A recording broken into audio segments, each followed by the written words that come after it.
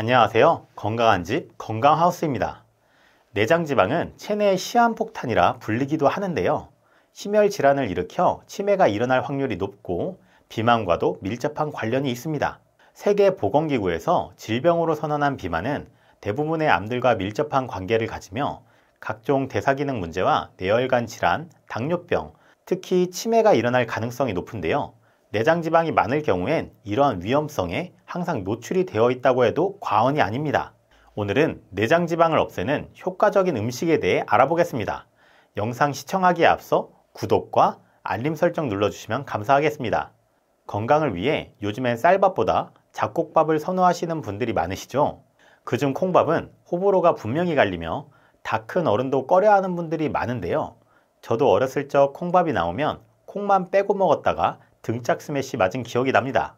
이러한 검정콩의 종류는 크게 세 종류로 구분을 하는데요. 첫 번째 흑태, 두 번째 서리태, 세 번째 서목태로 구분을 합니다. 기본적으로 크기로 구별하며 알이 큰 것을 흑태, 그 다음이 서리태, 그리고 가장 작은 것이 서목태입니다. 서목태의 경우 껍질색이 검고 알이 파처럼 작은데요. 모양이 쥐의 눈처럼 생겨 쥐눈이콩이라고 부르며 한약재로도 쓰여 약콩이라고 부르기도 합니다.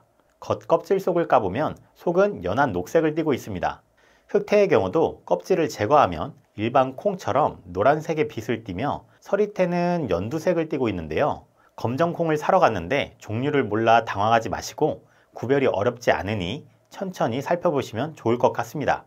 밭에서 나는 소고기라 불리는 콩은 영양가가 높은 식품 중 하나인데요. 검은 콩 100g으로 단백질 하루 섭취 권장량의 약 43%를 섭취할 수 있을 정도로 높습니다. 단백질은 세포의 성장과 유지보수 등 건강을 도우며 에너지원으로도 쓰이는데요. 우리 몸에 근육을 만드는 데 필요하며 더욱 활기 있고 건강히 만드는 데 필요한 성분입니다. 단백질은 육류에 많으나 육류로 섭취할 땐 건강에 해로운 지방도 같이 섭취하게 되는데요. 단백질 함량만을 비교하면 소고기보다 많은 단백질을 보유하고 있으나 섭취 방법에 따라 단백질 흡수율이 매우 다른데요. 생콩일 경우에는 55%, 삶은 콩 60%, 된장 85%, 청국장 90%, 두부는 95%의 흡수율을 보입니다. 두부로 섭취하는 게 단백질 흡수율 관점에선 제일 좋습니다. 예전에는 두부를 응고시키기 위해 넣는 두부 간수를 바닷물로 만들어 중금속 등 안전 문제가 있었는데 식품위생법이 제정됨에 따라 현재 두부 식용 제품들은 중금속을 모두 제거해 판매되기 때문에 안심하고 드셔도 되겠습니다. 검정콩 100g에 섬유질과 비타민 하루 섭취 권장량의 60%가 들어있고 세포대사에 중요한 역할을 하는 비타민, 리보플라빈 11%, 니아신 10%, 피리독신 14%, 판토텐산 9%, 엽산은 무려 110%가 들어있습니다. 오메가3 지방산으로 바뀌는 알파-리놀렌산 등 지방산이 풍부하며 건강을 돕는 각종 미네랄 성분 역시 골고루 들어있습니다. 그리고 검정콩의 껍질에는 일반 콩과 다르게 몸에 좋은 성분들이 함유되어 있는데요. 그중 풍부하게 들어있는 안토시아닌은 폴리페놀의 일종으로 150종의 플라보노이드 중에서 활성산소에 저항하는 가장 강한 항산화제에 속합니다. 안토시아닌은 식물과 꽃의 어두운 색조와 색상에 관계되는 색소로서 대부분 식물의 조직, 줄기, 뿌리, 잎, 꽃과 열매에서 볼 수 있습니다. 맛과 향도 없지만 향산화 효능뿐만 아니라 다양한 건강상의 효능도 자랑하는데요. 콜라겐의 기능을 향상시켜 피부에 탄력과 생기를 주며 신장 기능의 향상으로 몸의 붓기 제거, 배뇨 기능 향상, 혈관을 확장시켜 혈압을 낮춰주고 빈혈을 예방해줍니다. 또한 파이토케미컬 중 이소플라본을 함유하고 있어 호르몬의 분비를 조절하고 여성 호르몬 구조와 기능을 하기 때문에 식물성 에스트로겐이라고 불리기도 하는데요. 체내에 에스트로겐이 부족하면 에스트로겐과 유사한 작용을 하고 충분할 경우 억제하는 작용을 하며 뼈나 혈관에는 작용을 하지만 유방이나 자궁에 대한 자극은 없기 때문에 여성 호르몬제 복용에 따른 부작용도 없고 유방암 예방 효과도 있습니다. 항산화 및 피 속의 나쁜 콜레스테롤을 낮추어 동맥 경화 예방 효과와 난소암, 전립선암, 심장병, 골다공증 등을 예방하는 효과도 있는데요. 아세틸콜린이라는 성분도 풍부해 인지 능력, 기억력 향상과 뇌의 노화를 방지하며 치매를 예방해줍니다. 그리고 글리스테인이라는 항암물질도 들어있어 항암효과, 항산화 작용과 신장 기능 향상, 시력 강화에도 검은 콩은 좋습니다. 그 밖에 비타민 E는 피부의 기미 방지 및 혈액순환을 원활하게 하며 사포닌이라는 성분은 당질을 지방으로 변화시키는 영양 흡수 측면에서 체내 영양의 균형을 적절하게 조절하여 비만을 억제해주기도 합니다.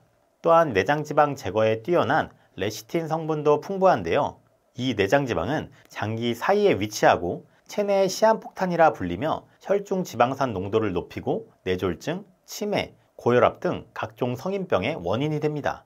내장 지방이 많으면 장기와 혈관에 달라붙어 제2형 당뇨병, 동맥성 고혈압, 고지혈증, 수면무호흡증 등 대사증후군 빈도가 4.2배나 증가하게 됩니다. 연구에 따르면 내장지방 1kg가 증가할 때마다 남성이 당뇨병에 걸릴 확률이 2배, 여성이 당뇨병에 걸릴 확률은 7배 증가하는 것으로 나타났습니다. 검정콩에 들어있는 레시틴은 이러한 내장지방을 제거하는 데 많은 도움이 되는데요. 혈관 속의 나쁜 콜레스테롤이 몸속에 과도하게 쌓이는 것을 억제하며 지방을 배출시키기 때문에 내장 지방이 쌓이는 것을 막을 수 있습니다. 검정콩이 탈모에 도움이 된다는 이야기 들어보셨나요? 한의학에서는 신장 기능이 저하되면 탈모가 발생할 수 있다고 보고 검은콩이 신장 기능을 강화하기 때문에 탈모 예방에도 도움이 된다고 보고 있는데요. 실제로 검은콩에는 모발의 주요 구성 성분인 시스테인이라는 성분이 있어 모발 성장을 촉진시키고 플라보노이드 성분은 혈액 공급을 도와 두피 악화 및 혈액순환 장애에서 비롯되는 탈모 예방에 도움이 되는 것으로 알려져 있는데요. 또한 두피 건강에 영향을 미치는 영양소인 비타민 B1, 비타민 B2도 풍부합니다. 하지만 탈모 환자의 대부분은 유전에 의해 발생하는 비율이 높은데요. 여성 탈모나 원형 탈모 또한 거의 유전에 의해 생긴다고 보면 됩니다. 이렇게 유전에 의해 발생하는 탈모와는 달리 휴지기 탈모라는 것도 있는데요. 휴지기 탈모의 경우 특정 질환이나 다이어트, 스트레스 등으로 발생하는 탈모 유형입니다. 이 유형의 경우엔 시간이 지나면 다시 탈모 전 상태로 복구가 된다고 하니 영양분 공급으로 어느 정도 모발 성장을 촉진시킬 수는 있겠습니다. 국내 대학에서 연구한 검은콩을 이용한 모발 건강에 관한 연구 논문에 따르면 검은콩이 탈모에 미치는 긍정적인 영향을 말하고 있는데요.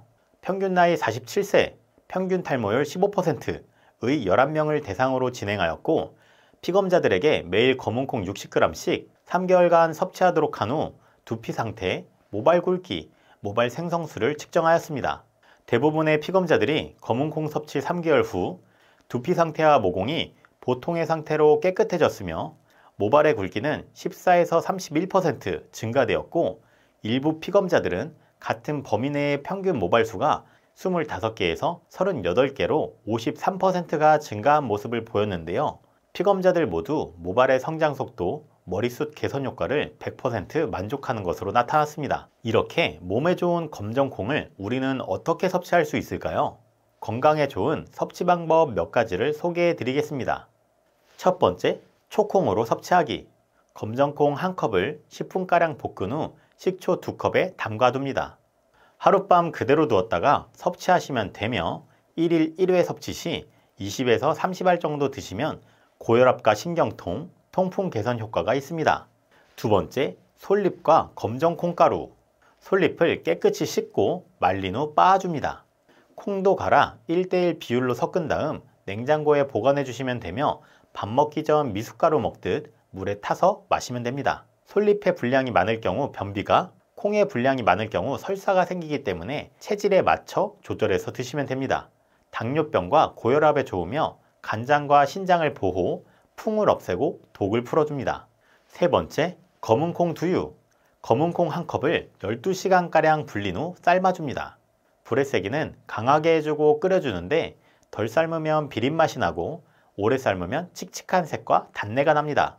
삶은 정도 조절 방법은 거품이 올라오기 시작하면서 콩도 동동 떠있기 시작하는데 이때부터 4분가량 더 끓여주시면 됩니다.